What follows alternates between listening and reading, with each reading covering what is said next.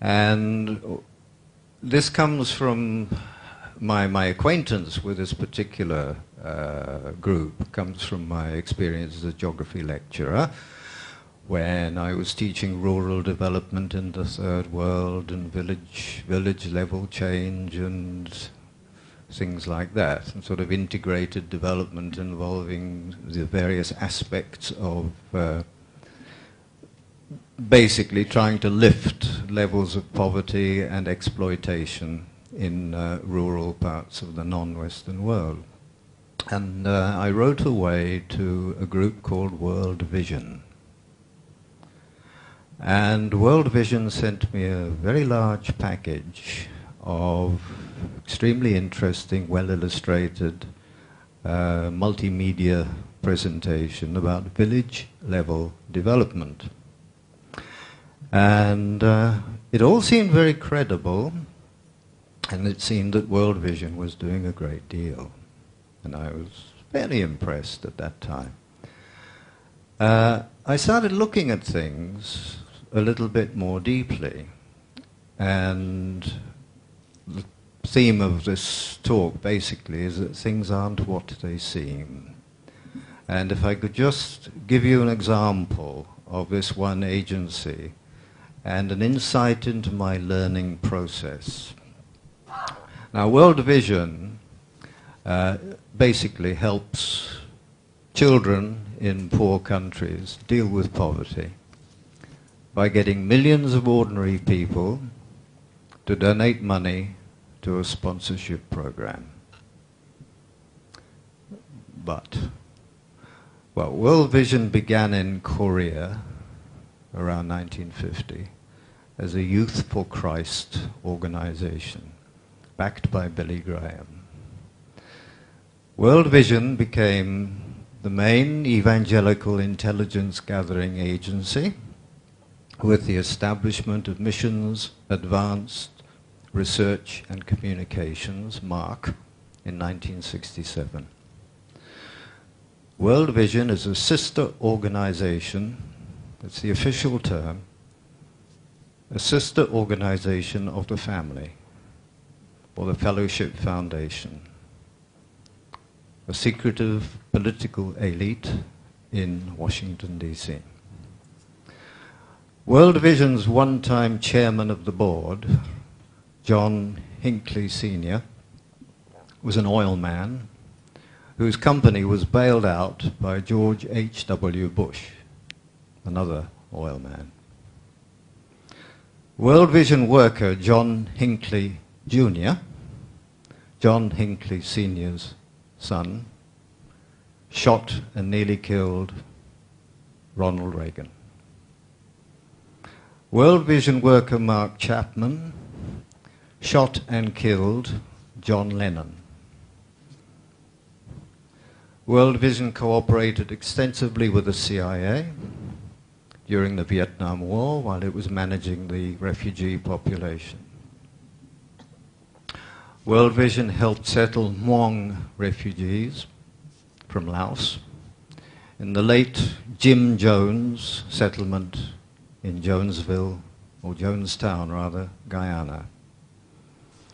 World Vision also managed Honduran and Cuban refugee camps where pro-US fighters were trained in the 80s under Reagan.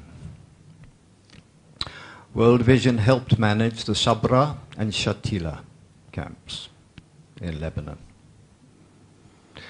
World Vision is closely involved with the highest levels of the US government and reports regularly to the US Congress. World Vision's president, Robert Seipel, became the United States' first ambassador for international religious freedom under the 1998 International Religious Freedom Act passed by the US Congress. World Vision took control of humanitarian operations in northern Iraq on behalf of the State Department from 2003 to 2006 on a $30 million contract. World Vision, through its Institute for Global Engagement spin-off,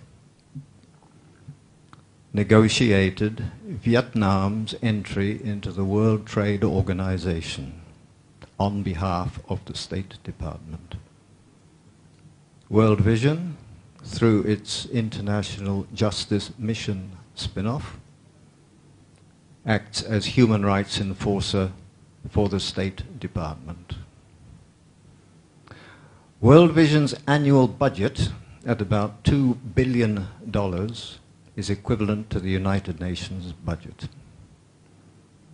World Vision is the largest handler of food aid, or the largest shipper of food aid in the world. And World Vision works closely with Chevron, GM, Nike, Barrick, Gold of Canada, Hasbro Toys, and more than 200 other corporate partners in its aid programs. So things aren't quite what they seem. Now, in my book, the one mentioned by Iain, I argue that since World War II, there has been a sustained project in the US to incorporate the evangelical movement into government, in particular as a force in foreign affairs. Now, this project has been at the behest of secular interests, both corporate and political, and has been driven by both the need for capitalism to expand and the passion of an evangelical minority of United States Protestants, particularly Baptists and Pentecostalists, both which are strongly American forms of Christianity. The organization of the project involved a handful of secretive elite groups, such as the Fellowship Foundation and the Fellowship of the Burning Heart, which is a fellowship basically concerned with evangelization of schools in the United States, ostensibly begun by Henrietta Mears. Also by the CIA and the State Department. A number of United States presidents, including Reagan and the two Bushes. A lengthy program of debate and reorganization known as the Lausanne Movement from 1974 onwards. And many hundreds of evangelical agencies, especially in the early stages, those centered on Billy Graham. Now, much of the planning was in secret.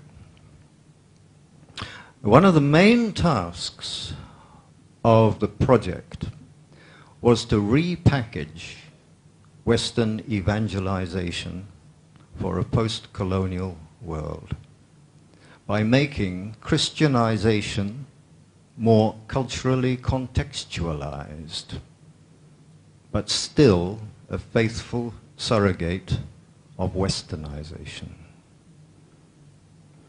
And by establishing a global structure of management and control for church planting and church growth. More generally, the task was to modernize Christianity as a tool of imperial control. To meet this task and to more formally integrate the secular and the religious, a number of things had to be done, and if I could just itemize them, basically 6.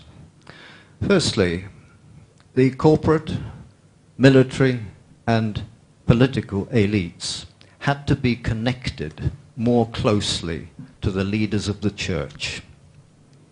This was done through groups, as I said, like the family, but also by groups like the Council for National Policy, the National Prayer Committee, Heritage Foundation, and so on.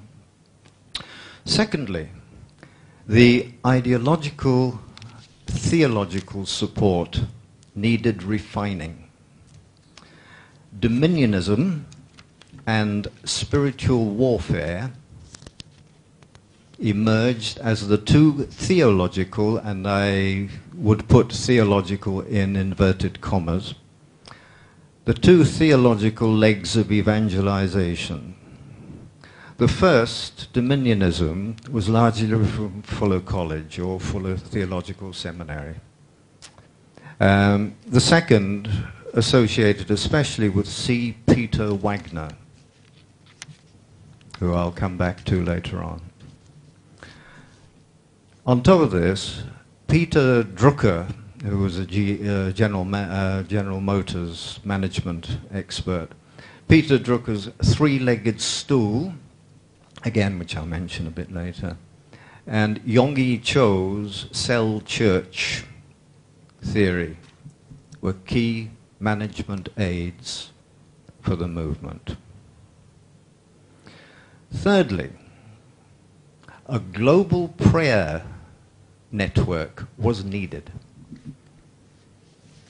for the use of prayer as a code, as a weapon, and as a call to arms. A number of key computerized prayer networks were developed, especially by Campus Crusade for Christ and groups associated with Campus Crusade for Christ, which began around the same time that World Vision began, by the way, and also by C. Peter Wagner's World Prayer Center in Colorado. Fourthly, and related to this, a global evangelical intelligence network was needed, especially for cultural, religious, and political data, to allow the penetration of something like 4,000 ethno-linguistic groups in the non-Western world, and also to facilitate the strategic use of prayer against the devil's territories for the purposes of spiritual warfare and better missionizing. Now, this involved, to some extent, co-opting academe, especially the social sciences, and especially, obviously, anthropology in a number of colleges, and bringing a lot of Christian anthropologists, Christian social scientists, or rather evangelical academics into seminaries such as Fuller College, but also Eastern Baptist College and there are many others. It also involved liaising fairly closely with the CIA, as, for example, in the work they did in India. It involved focusing missionaries on data collection and connecting the Christian computer network. The Joshua Project, and you can key that very simply on the internet. The Joshua Project is a good example of this. Fifthly, a network for providing material infrastructure had to be coordinated, especially in the realms of corporate funding, and a big Christian fund management industry developed over the last 20 years or so. Bible translation and publishing, Wycliffe Bible translators, Summer Institute of Linguistics, people like this, many of them such as Summer Institute of Linguistics funded by the oil industry, in particular people like Norman Hunt. IT, information technology, and aviation too. The evangelical movement as a whole has something like 600 airplanes. They have about 400 million Christian, again in inverted commas, Christian computers available. And they have something like $400 billion in liquid assets.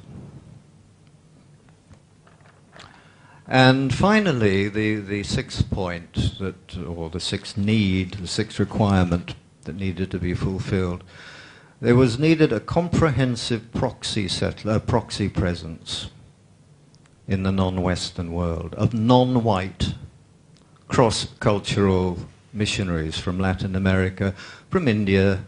And India in particular was notable for this, because when Indira Gandhi banned the missionaries, I think it was 77 or thereabouts, India was then used by outside agencies to develop its own evangelical base, and many tens of thousands of Indian missionaries went overseas, many to US. Korea, obviously, and Southeast Asia. Korea partly because the Campus Crusade for Christ went in fairly early after the Korean War, and developed a very strong evangelical presence there. The evangelical percentage of the population went up from 3%, something like that, to 26% by 2000. And to use these, especially in the Muslim world, great emphasis then was laid on indigenizing the fieldwork of evangelization while keeping the management under strict Western control. Now, the Lausanne movement, as I say, began in about 74 officially, but various agencies around Billy Graham had been planning it since the mid-60s, and they'd been holding preliminary consultations and so on in places like Berlin, 66, 68, and so on. It was essentially a process of consultation and policy making involving all of the West's main evangelical bodies, like the Evangelical Association and so on, NEA, or National Association of Evangelicals, sorry, NAE, and groups like that, hammering out a response to the post-colonial assertiveness of the non-Western world. The next 30 years or so saw the maturing of the evangelical project in every respect. In particular, there evolved a kind of dual-track system of conducting foreign policy. A global evangelical network, Protestant-inspired, well-resourced, tightly organized, and strategically very focused, interacting with the secular forces of expansion, cultural forces, forces of westernization of the media and so on, economic forces, especially the corporate sector and big corporations, the political, obviously, and the military. And the military was especially targeted, so that you now have in the US military something like 40–45% of all chaplains are now evangelical. And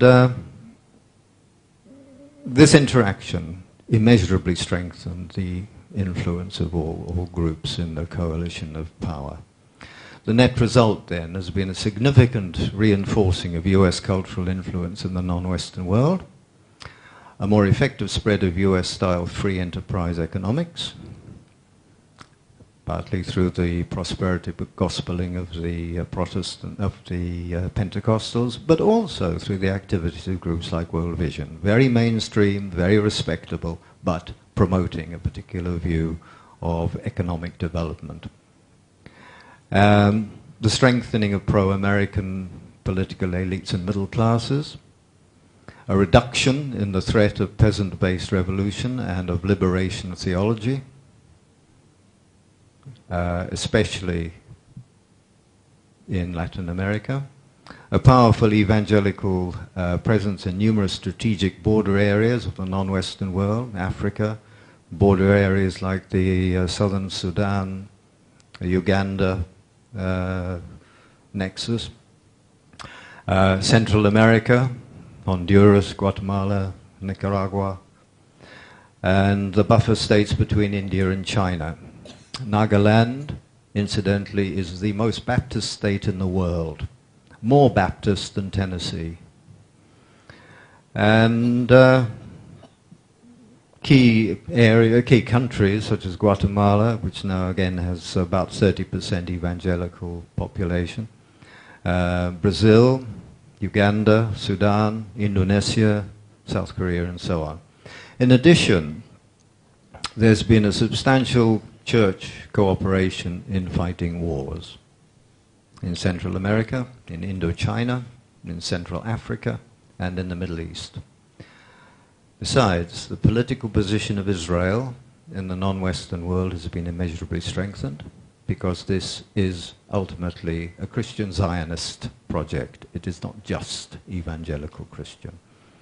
And the conflict between the West and the Muslim world has been given significant impetus. Of course, secular changes of various kinds had their own reinforcing impact. The increased Western control of the UN, for example, and its specialist agencies, accompanied the trend towards using more and more non-UN NGOs, in, especially mission agencies, in relief and development work, in food aid, in other variously humanitarian and human rights programs. And other factors which put wind in the sails of the evangelicals were the '67 war between Israel and its neighbors, the OPEC shock, the defeat in Vietnam, and the rise of information technology. Now, the core dominionist idea that I mentioned earlier is basically that of incarnating the Holy Spirit on earth and incarnating it in the body of the church. And by doing this, of capturing every nation in the world in fulfillment of Christ's Great Commission, which is mentioned probably mostly in the book of Matthew.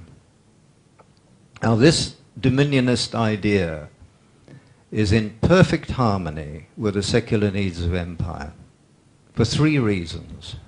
Firstly, dominionists argue that pursuit of the Great Commission, of Christ's Great Commission, requires the church to act decisively in worldly affairs.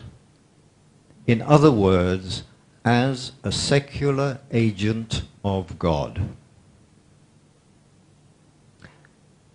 Secondly, they espouse a theology that is effectively scriptural code for the American way.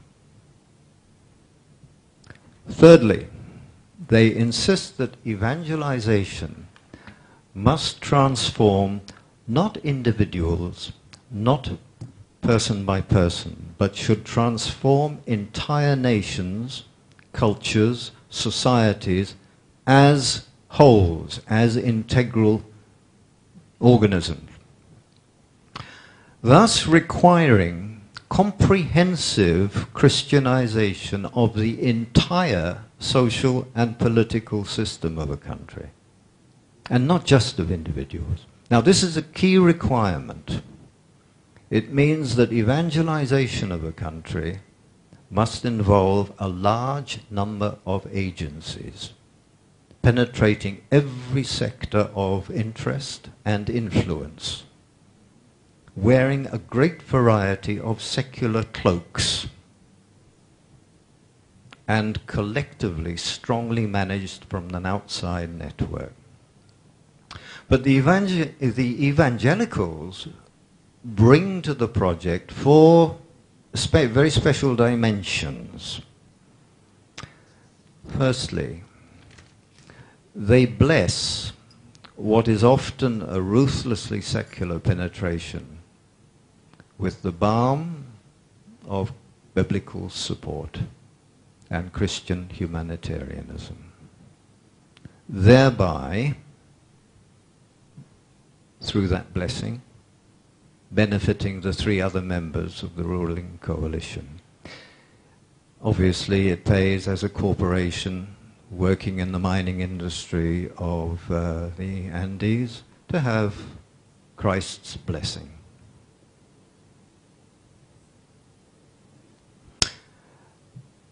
The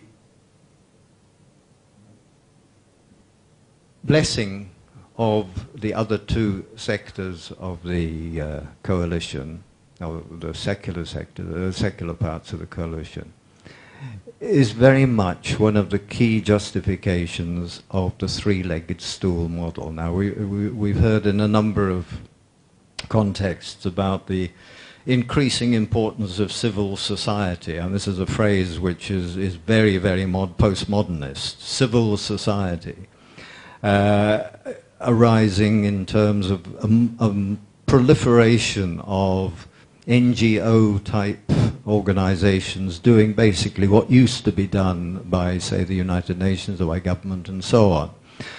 What Drucker's three-legged stool version of this basically meant was that the church would take over the civil society element quite strongly. Drucker himself was a strong Presbyterian, and he was very strongly Christian in his formulation of management theory. Secondly, the second dimension that the evangelicals brought was by undermining the religion of a culture, of a society. They seeked to capture the very soul of that community or that culture, thereby disabling it as a resistant force. Now this is important. I mean, we can use the word soul very glibly, but in any culture there is an essence, there is a soul which is absolutely fundamental and which is not necessarily material. This is what the evangelicals went for. And at the most crucial and the most sensitive point, not so much diet, not so much language, faith. And thirdly, in very literal terms, the evangelicals demonize their opponents, demonize the opponents of imperialism, thus validating the secular expansion as holy war. Now, if this sounds tough, there's worse to come. To be, as a war to be fought against the devil through prayer and through spiritual warfare, as well as through the forces of economics or politics or military force or whatever. This use of spiritual warfare, this use of prayer, was absolutely fundamental, and it was fundamental to the entire structure, literal structure, of the evangelical movement. And fourthly, the fourth dimension that was provided strongly by the evangelical movement, they provided a very powerful framework for the management and control of subject people, a framework in which prayer, to a large extent, is a proxy for political power. Now, at these and many levels, the secular and the religious seeg into one another. They blend into one another. In many ways, it's extremely complex and extremely difficult to articulate, but there'll be one or two examples later on which hopefully will explain just what I mean. For dominionists, the divine must be secular. And so the secular, properly focused, is divine.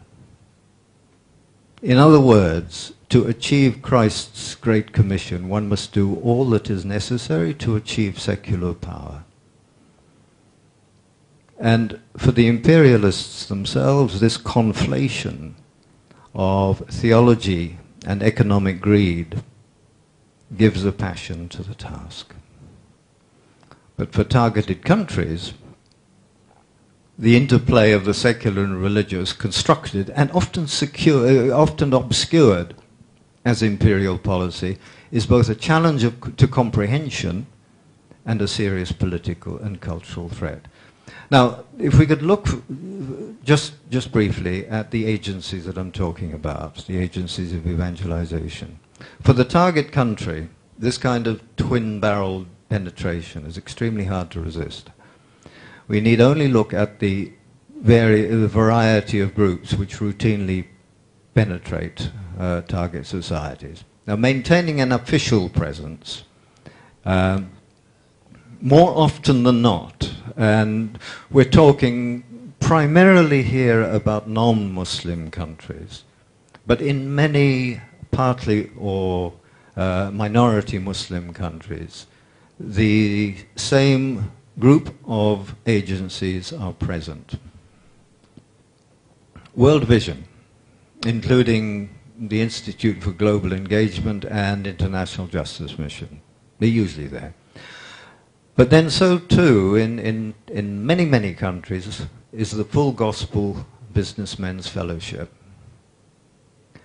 and Youth for Christ, and InterVarsity Christian Fellowship, and Youth with a Mission is particularly strong, Campus Crusade for Christ, Haggai International, which is a leadership training group based in Singapore, which began in Singapore, which is heavily funded by what used to be known as Blackwater.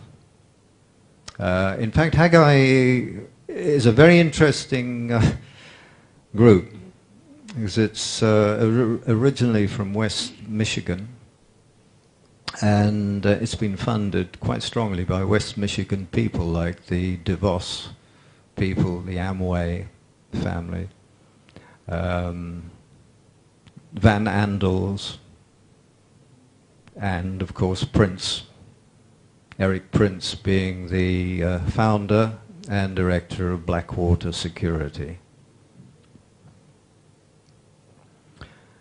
Also Equip, EQUIP, which I'll mention later on.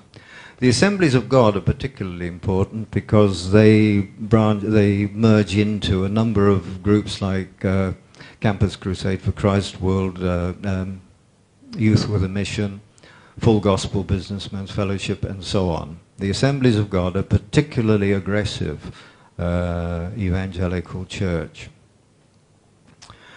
The International Coalition of Apostles, which I'll come to in a moment, Samaritan's Purse and the Billy Graham Evangelistic Association, which are linked.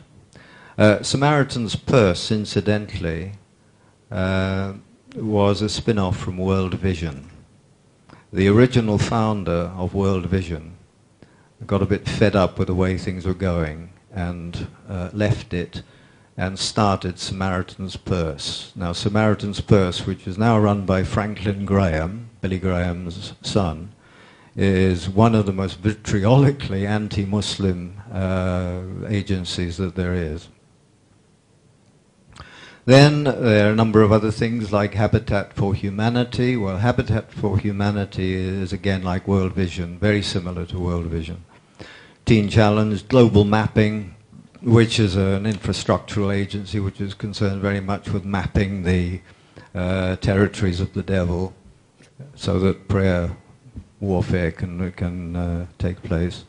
Mission Aviation Fellowship, Jungle Aviation and Radio System, these are all infrastructural groups which are very often around Southeast Asia and were, for example, helping out in Indonesia during the early transmigration period, which was certainly in Indochina during the war. Now, some of these agencies, like World Vision or Habitat for Humanity, are ostensibly relief and development agencies, whose brief does not include missionizing. Others, like Youth for Christ and InterVarsity Christian Fellowship, are explicitly Christian groups. The problem arises because while all these agencies operate overtly, they also work to some extent covertly as evangelists in more sensitive areas. And it is usually very difficult to uncover the deceit. Youth with a Mission, for example, present in all Southeast Asian countries, is a good example of a mission with many cloaks. Youth with a Mission was involved in setting up one of the hostels for the Fellowship Foundation in Washington. Youth with a Mission, through its the Film Institute, which is a David Horowitz associated group, was involved in a propaganda film called The Path to 9/11, which sought to discredit the Clinton administration over the handling of that, and so on. So there's more to Youth with a Mission than just what they do in northern Thailand, which is basically deracinate children, local children, detribalize local children by putting them in children's homes. There's a lot of this going on in Thailand. Youth with a Mission plays a key role in sanitizing these areas. They've got a fairly large web of children's and women's havens, which are justified as responses to tribal poverty and tribal immorality. The Akar people are a case in point. The Akar are about 70 villages around the Burma-Thai border, and they've been very heavily missionized by Youth with a Mission in its house, Eden House, and a number of other children's homes. But then there are those who are present in an unofficial capacity as covert evangelists, and these include many missions which are specifically directed at Muslims. A large number of Youth with a Mission affiliates, including their numerous Muslim missions, Baptist, Pentecostal, Mormon, and other tent makers in all humanitarian sectors, especially those involved with women and children and the sick. And also people who evangelize in the guise of leadership and motivational gurus. And there is a big industry of Christian or evangelical leadership gurus. Oz Hillman, Zig Ziglar, John Calvin Maxwell, people like that. Paul Mayer. They sell millions and millions and millions of books, these people. And sometimes they don't mention the Bible at all. In a particular case, John Calvin Maxwell, I'll come to in a minute. Also, short-term mission tourists, including students and migrant workers. They are often used as a cover for missionizing. Now, this diversity of different agencies is crucial for the entire operation. And it's one of the biggest problems for the target country. There's a strong division of function, allowing both specialization and this is crucial, a high degree of plausible deniability. But although there's a strong division of function, the whole is indivisible. So, to take the examples just mentioned from a single country, World Vision provides rural development aid, usually in partnership with the World Bank and USAID, and also private corporations. And through its Vision Fund International, which is another spin-off, it extends microcredit facilities. World Vision's subsidiary, IGE, Institute of Global Engagement, lobbies for freer access for US products, and it lobbies also for religious freedom. The International Justice Mission helps to police human trafficking, so-called human trafficking on the borders, and it monitors human rights, especially those of women and children. And the point about International Justice Mission, just like IGE, is that it is used as part of the American sanctions system. So every year there is a report on human rights and on religious freedom in every country in the world.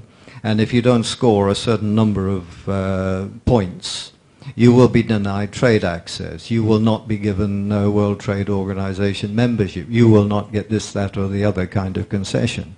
Now, this is quite open. This has been done under a US Congress law, which I've mentioned already, and it is being run by World Vision and its affiliates as members, essentially, of the US State Department. So while this is going on, World Vision's Office of Prayer Mobilization liaises with the Global Prayer Network to direct prayer warfare. The Full Gospel Businessman's Fellowship mobilizes evangelical city businessmen in a network of prayer-cum-political cells. And, well, we could go on and on and on. There are so many of them. And it's a vast diversity. All these groups interact. They all need one another, and they are all tightly linked into global networks of inspiration, into global networks of computerized intelligence and prayer, and infrastructural facilities, funding and management, and so on. There are denominational differences, and obviously Baptists and Pentecostalists in many ways don't get on. But when it comes to evangelizing the non-Western world, these differences are very often forgotten. And say the Assemblies of God and the Presbyterian Church and the Baptists are hard at work cooperating in southern Sudan. I mean, the stakes are high enough for all of them to get together and cooperate. So, and there are a number of cases which I could give you later. Well, yeah, I could mention southern Sudan later. So, a summary then of the effects of evangelization.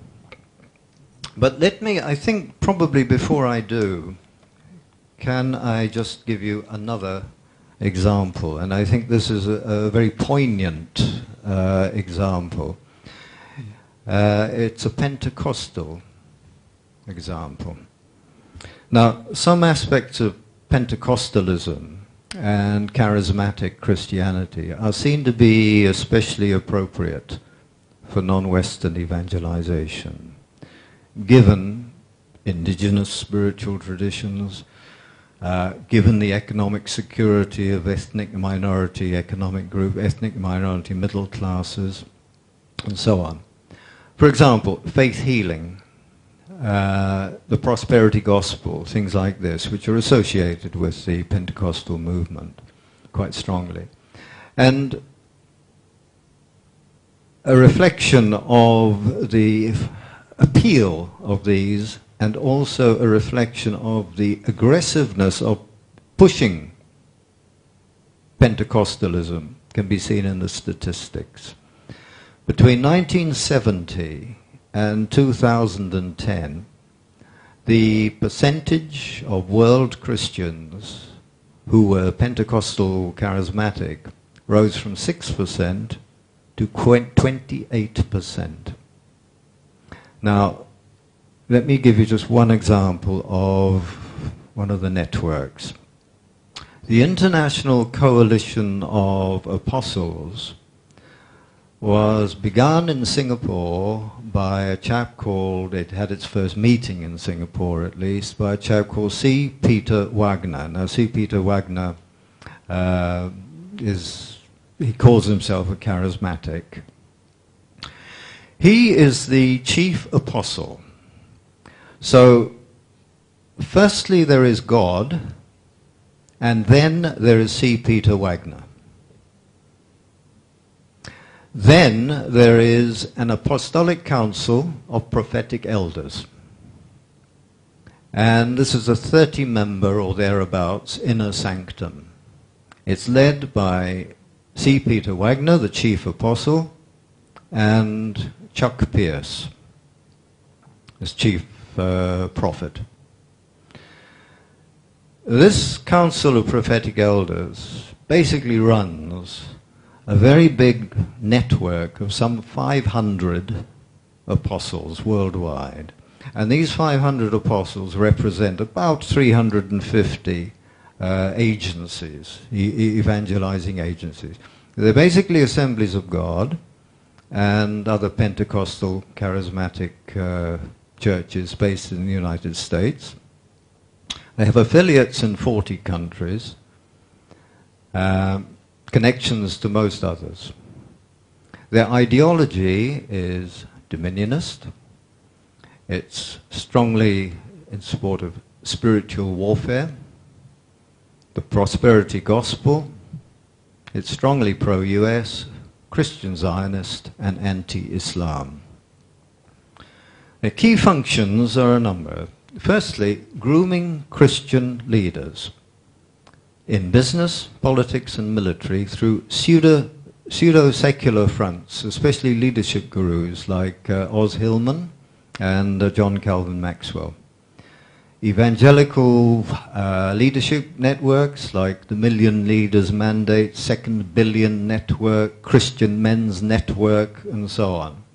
And also major mission groups like the Full Gospel People, Campus Crusade, and Youth with a Mission. Secondly, their function is that of promoting and coordinating spiritual warfare through prayer networks. One of the main prayer networks was itself founded by C. Peter Wagner in Colorado, the World Prayer Center. There was an article I read some time ago which said if, how did they put it? If the World Prayer Center is Operation Desert Storm, then C. Peter Wagner is Norman Schwarzkopf.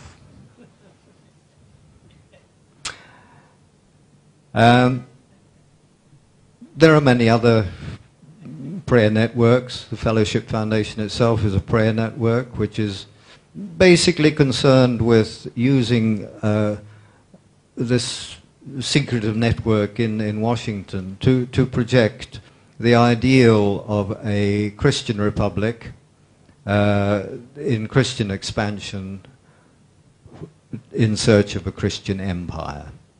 And this basically is how the Fellowship Foundation presents itself. However, it will meet all sorts of people who may be useful to the cause. President Suharto, for example, Tony Blair, Bono, all sorts of people go and attend the prayer breakfast. Thirdly, the ICA, the International Coalition of Apostles, is concerned quite explicitly with promoting US-style capitalism, especially through prosperity gospeling. Fourthly, it promotes US military dominance, and it does so in a particular way. It promotes the hegemony of the United States as hegemony over the devil and its principalities. In particular, opposing Islam and military power and Muslim power of any kind. And the military side of things are under the control of groups like Campus Crusade for Christ's Military Ministry, Christian Embassy, things like that. Fifthly, the ICA, the International Coalition of Apostles, is concerned with promoting the cause of Christian Zionism in the non-Western world, especially amongst non-Muslim minorities in largely Muslim countries, such as Southeast Asia. And an example of this would be Pastor Alex Tanasuputra's Bethany Church in Surabaya, which is one of the largest churches in Asia, 25,000 people, in one building. Now, in addition, this coalition, through its national members, will form partnerships with other non-Pentecostal evangelical groups, as I said earlier. So, one Southeast Asian apostle, who I won't name, of the Assemblies of God, has a partnership with the Brazil Baptist Convention, which is an affiliate of the US Southern Baptist Convention, and whose program of sports evangelism involves sending Brazilian Baptist missionaries, disguised as football coaches, to difficult, i.e. to Muslim countries, trading on the popularity of Brazilian football players like Cristiano Ronaldo and Pelé. And incidentally, Pelé's wife is a US-trained evangelist, pastor. She sings gospel songs, but she is, let's face it, she is a preacher. And she obviously controls Pelé very well. So the Baptists Brazil Football Center operates in a number of Southeast Asian countries with Pentecostalist connivance. Now, information for this is available, but it's only in Portuguese. And if you do want to find anything whatsoever about the Brazil Football Center's religious aspect, not that it teaches football, that's openly known, everybody knows that. If you want to find anything about the Baptists and the Pentecostalists' involvement in it, you've got to either speak Portuguese or know how to use the Babelfish translation device on your computer. Because there's no mention in English and there's no mention in any other Southeast Asian language. Now, in this part of the world, there are 13 apostles, and there is one member of the inner sanctum.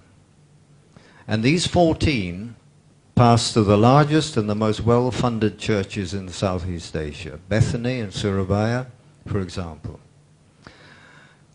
Most of them are Chinese and one is Indian. All are anti-Muslim and Christian Zionist. I mentioned C. Peter Wagner. He's one of the most important theologians of the Pentecostal charismatic movement. For many years he was a professor of church growth in Fuller Seminary. He founded the Global Harvest Ministries, he founded the World Prayer Center, he founded the Wagner Leadership Institute. And in 2005, Wagner described his mission as follows, and bear with me while I just read something. It's worth hearing in as full as possible. God has chosen to entrust the most challenging assignment Global Harvest has ever had. And bear in mind, this man is second only to God and is able to communicate with a potential of sort of 600 million Christians, many in Southeast Asia.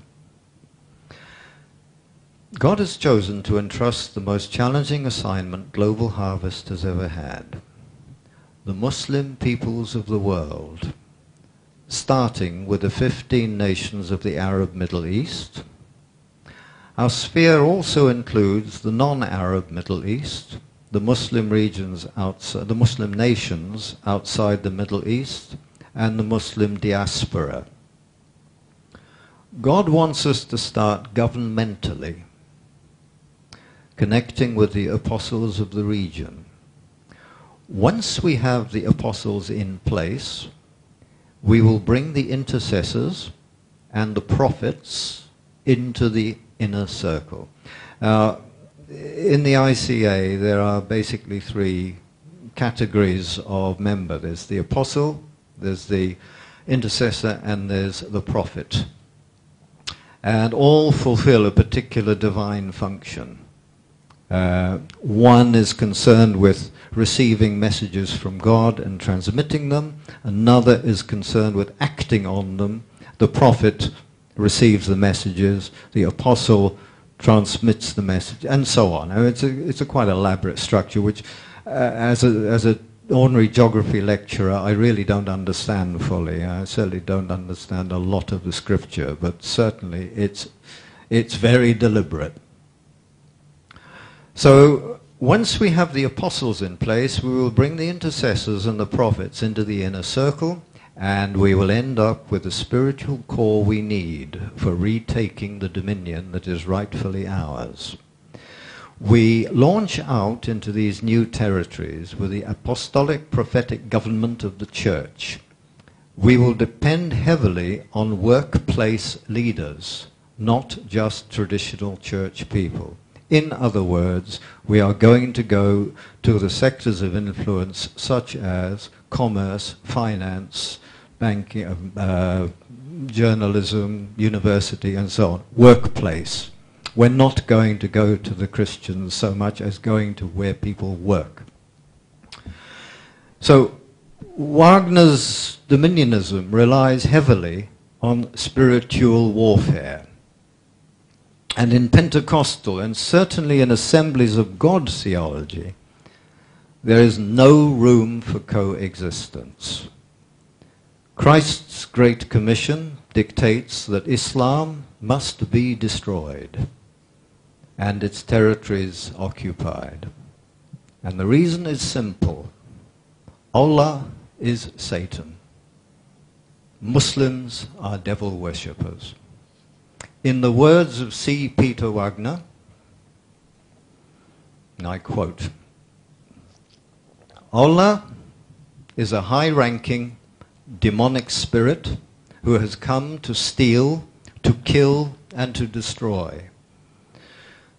Those who do not believe in Jesus, including those who worship Allah, are destined to spend eternity in hell.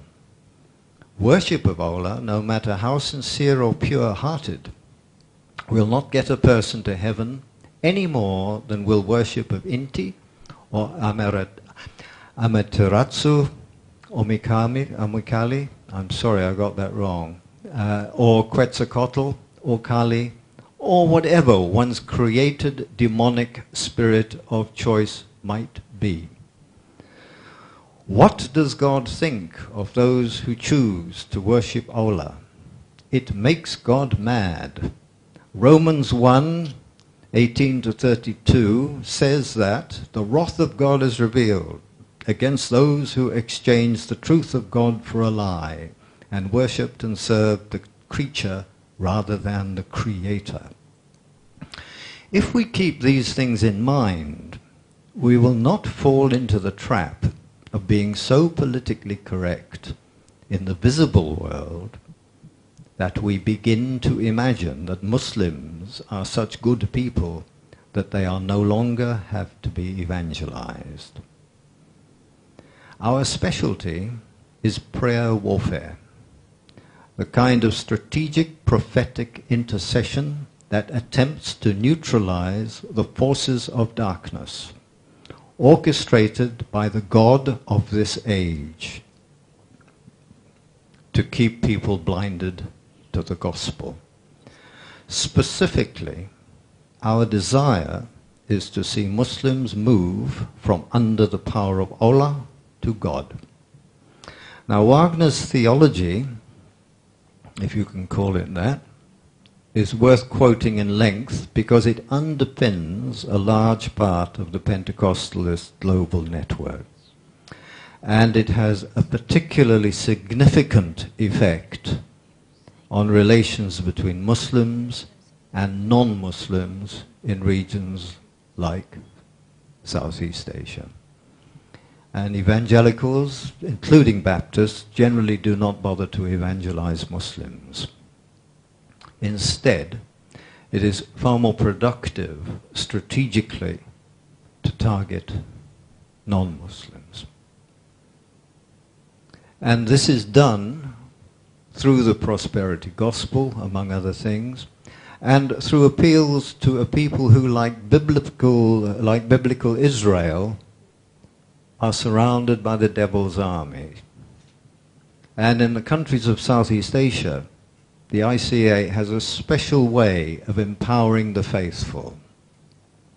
Messages from God himself are communicated through senior apostles, not only C. Peter Wagner and Chuck Pierce, but people like Cindy Jacobs, Barbara Wentrobel, and so on, who come to the countries in this region and who then transmit these messages either in their own meetings or in meetings to the Full Gospel Businessmen's Fellowship and so on.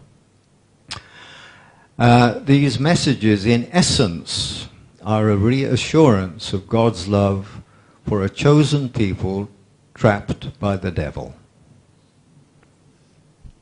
Now, this is an example of the sort of political potency of spiritual warfare. It sounds quite meek and mild. We're only fighting with prayer. What you have to look at is the content of the prayer, and you have to look at the context in which the prayer is delivered. And in this case, geopolitically, it's a toxic and extremely potent message. So, to make a few points now, finally, about what possibly can be done.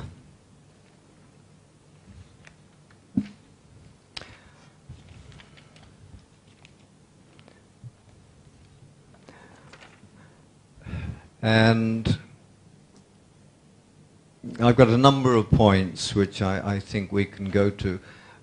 Firstly, if I could just summarize the effects that we're talking about. What are the effects of this kind of network and all these forms of agencies working together and directing a strategy which is in many ways the sort of spiritual manifestation of the secular forces pushing in imperial expansion, corporate development of economies and things like this. Firstly then, there's cultural destruction. Now, quite clearly, evangelization is a form of cultural warfare. As I said earlier, as religion is central to any culture, an attack on religion must be an attack on the wider culture. And this is especially the case in tribal societies, peasant societies, and also in Muslim societies, possibly to a lesser extent, and certainly tribal societies. Secondly, ethnic and religious conflict. Where you get the evangelization of minorities, non-Christian religions are usually demonized. And when I use the word demonized, I use it literally.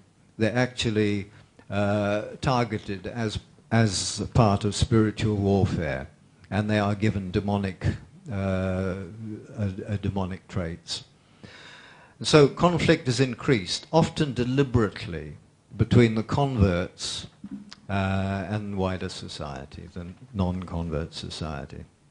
And this is especially the case in countries with large Muslim populations, where non-Muslim elements are deliberately targeted. They're deliberately targeted and they're deliberately alienated from their Muslim neighbors. And I think this is one of the most worrying things. Thirdly, evangelization strengthens foreign influence over economic and political life. Well, it may be, as in Zambia or in Central America, push to greater IMF control, things like that. It may be the ideology of economic development or whatever, but there are a number of ways foreign influence is strengthened. And thirdly, in wider strategic terms, evangelization is a crucial element of Western aims, and especially US and Israeli aims of managing the world. And I think in this case, the validizing of Zionism is an important aspect of the geopolitical situation. So implications for strategy. Firstly, above all perhaps, we should press the Christian church, and especially the Protestant Christian church, to accept ownership of its militant evangelicals. Now, too often, moderate or liberal Christians seek to dismiss such people as being fringe or unimportant. They're neither. In global terms, politically, economically, culturally, they're extremely dangerous. And in many strategic parts of the world, they played a very major role in war, in genocide, in civil collapse. And all this they justify in biblical terms. So it's primarily, I think, up to Christians not to disown such people, but to take them on and transform the church as a whole, much as Muslims are expected to do. Secondly, as evangelization is strongly directed towards women and children and towards the sick and the vulnerable, especially refugee victims of conflict and disaster, a case can be made for challenging Western women's groups and human rights groups like Amnesty to highlight the massive abuse of human rights that evangelization involves. Thirdly, there needs to be far clearer awareness of the detailed interconnections between the Christian and the secular. This is something which you can get to by, to put it very crudely, by Googling. And Googling and Googling and Googling until eventually you find what you're looking for. To take an example, I only found out that World Vision was a sister organization of the Fellowship Foundation when I picked up a footnote in Wikipedia, and that footnote led me to the Internal Revenue annual statement of the Fellowship Foundation. IRS, is it? The IRS annual submission of the Fellowship Foundation. And there, on something like, and you had to trawl through every page of something like 40, I don't know, 30, 40 pages. And on the last page, there is a mention, World Vision, sister organization. And I have to admit, I hadn't even been looking for it. So sometimes you can uncover the evidence by an awful lot of hard work, and sometimes only by luck. So it's possible then to plot all these networks of interactions and interrelationships. And it can be done. I mean, I could do it with the material that I've collected for this book. And I could do it for, say, Youth with a Mission or other groups like that. And it'd be interesting, incidentally, to do the same thing for the Tony Blair Faith Foundation. Fourthly, pressure should, I think, be put on universities and colleges and other official bodies to stop using the soft fronts of known evangelicals in their academic publications, in their strategic planning, and their management advice. For example, John Calvin Maxwell, the author of the 360-degree leader, I think, or something like that. John Calvin Maxwell is used as a management authority by some of the region's state universities. And in doing so, they give credence to a man who is surreptitiously seeking to create 1 million Christian leaders under his Equipping Asian Leaders agency by 2015. And a man who I have on video, in answer to a question, where did you get your inspiration for writing all your leadership theories, all your leadership studies? And he's written about 50 or 60 books on leadership and management. And he paused. He was in a Christian, I think it was Concordia University in the US. He paused and he looked at the questioner and he said, well, if I tell you, please, that's the end of it. I don't want to have to answer this question again. I get all my material from the Bible.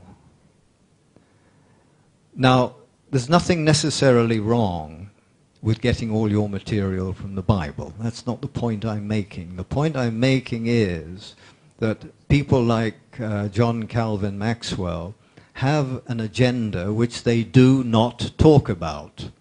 And their front is being ostensibly a secular advisor, a secular communicator. Now, if you're going to engage people at that level, you be open with the rest of you. And especially when you're doing this as part of an agency whose quite explicit intention is to groom 1 million Christian leaders in business, in academic life, and so on in the non-Western world.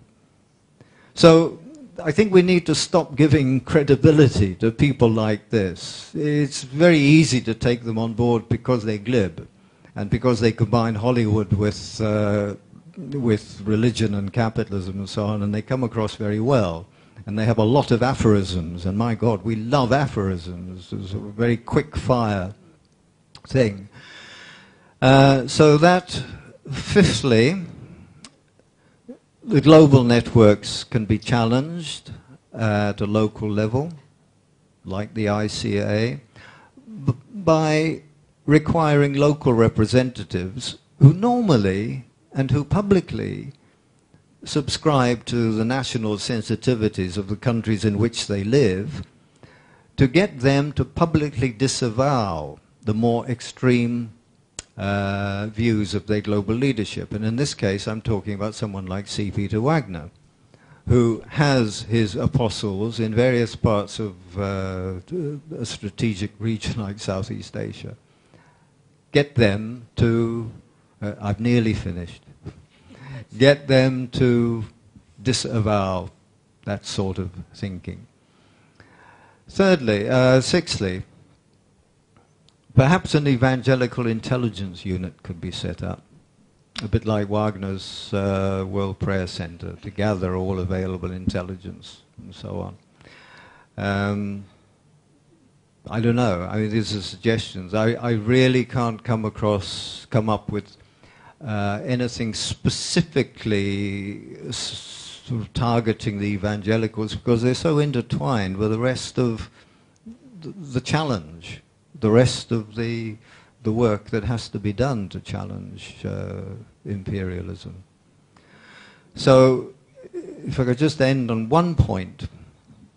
I heard this morning that Howard Zinn, since 1980, had sold 2 million copies.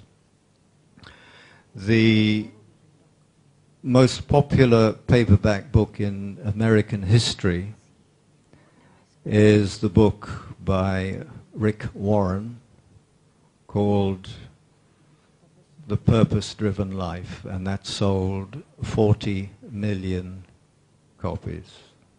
So we have a hard job to catch up. Thank you very much.